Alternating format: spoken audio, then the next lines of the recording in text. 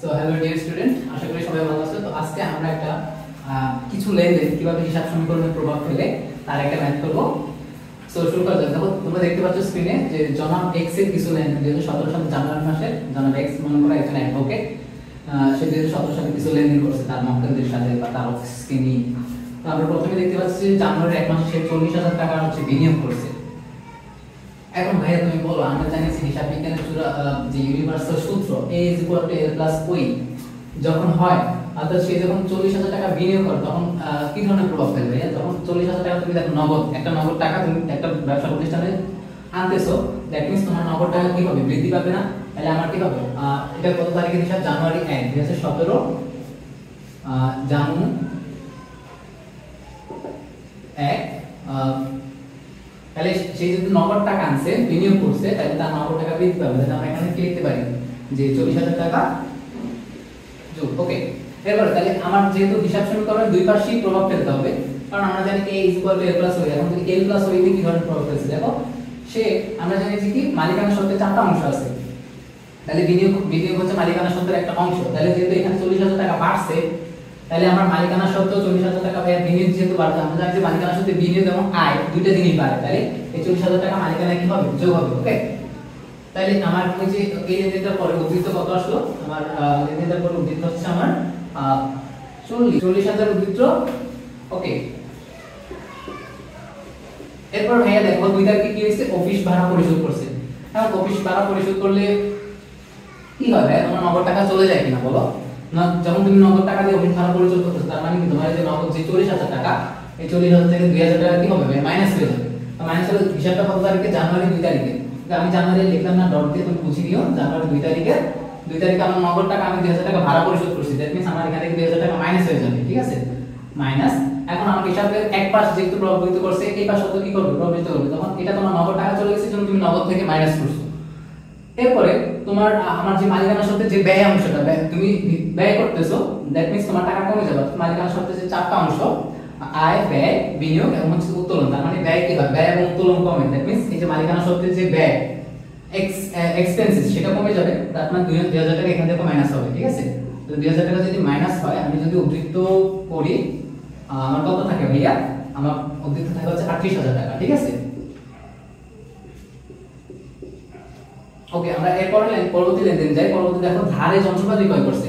এখন ভাই তুমি বলো, ধারে যন্ত্রপাতি ক্রয় করছো, তোমাকে এখানে টাকা নগদ টাকা কি প্রবাহিত হয়েছে? নগদ টাকা কি চলে এসেছে? তুমি ধারে নিয়েছো, তোমার জিনিসটা আসছে, কিন্তু তোমার এখানে কি হয় না? তোমার টাকা যায় না। তাহলে যন্ত্রপাতি যেহেতু তোমার একটা সম্পদ, তোমার সম্পদটা তো এখানে আসছে, তাই না? সম্পদটা আসলে কি হবে? যন্ত্রপাতি কত টাকা? 10,000 টাকা। যন্ত্রপাতি 10,000 টাকা সম্পদে যুক্ত হয়েছে। সম্পদ দেখতেছি আমার নগদ, দেনাতে যন্ত্রপাতি, তো যন্ত্রপাতি 10,000 টাকা যুক্ত হবে। ওকে, 10,000। তাহলে এখন আমার হিসাবের এই এক পাশ প্রভাবিত হচ্ছে, এই পাশে কি কি ধরনের প্রভাব পড়তেছে? তুমি যখন ধারে নিয়েছো, তোমার এখন কি সৃষ্টি হয়েছে? দায়ের সৃষ্টি হয়েছে, পাওনাদার সৃষ্টি হয়েছে। ওকে, তাহলে আমরা এখানে পাওনাদারের ঘরে কত লিখতে পারি?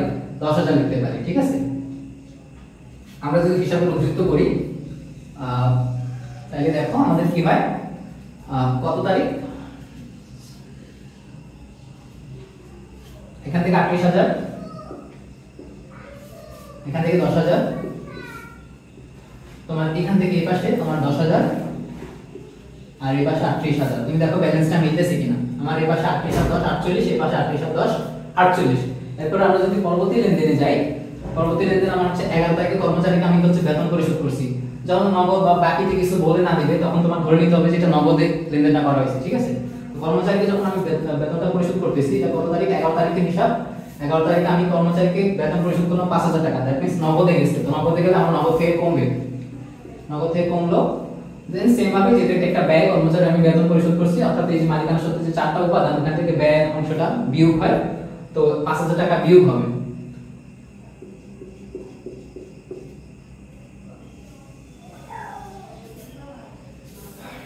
অতিরিক্ত যদি আমরা মিলাই, আমার এখানে থাকবে হচ্ছে 33,000,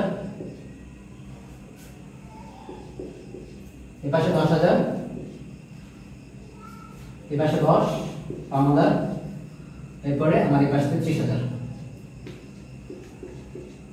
ওকে, আমরা এরপর দেখো ধারে আইনি সেবা প্রদান করছো, অর্থাৎ তুমি একজনকে একটা সেবা দিছো, বাট তুমি এখনো টাকাটা নাও না, কিন্তু ওই যে তোমার যে ধার, যে তুমি যা থেকে টাকাটা পাবা সেই ব্যক্তিটা তোমার একটা সম্পদ, তুমি এখন পাচ্ছ না, কিছুদিন পরে পাবা, তাহলে সম্পদ হিসেবে টাকা দেনাদার তাকে কি করতে পারে, ইনক্লুড করতে পারে। ঠিক আছে, অর্থাৎ আমার যদি 17 তারিখের হিসাব, তো 17 তারিখে সেই যে তোমার দেনাদার সৃষ্টি হয়েছে, তোমার একটা সম্পদ, তুমি তাকে তোমার সম্পদের ঘরে এসেটে ধরে নিতে পারো 7,000 টাকা।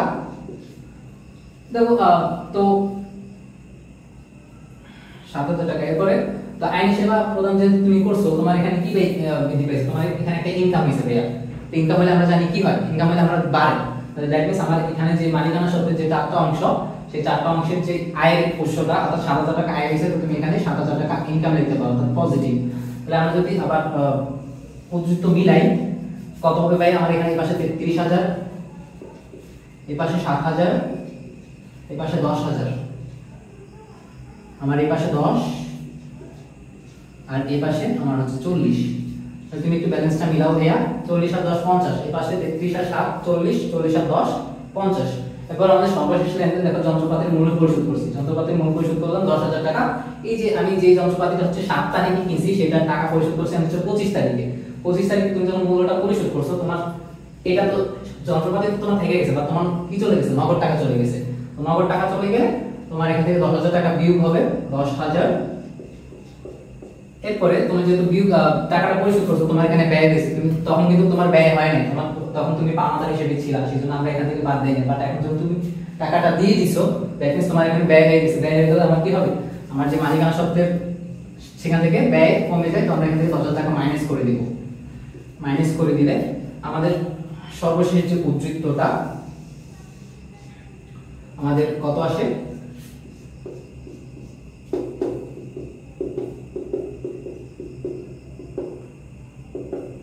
সর্বশেষ উদ্বৃত্ত আমাদের হচ্ছে এখান থেকে 23,000, এখানে 7,000, আর এখানে 10,000, আর এই পাশে 10, আর এই পাশে হচ্ছে 30।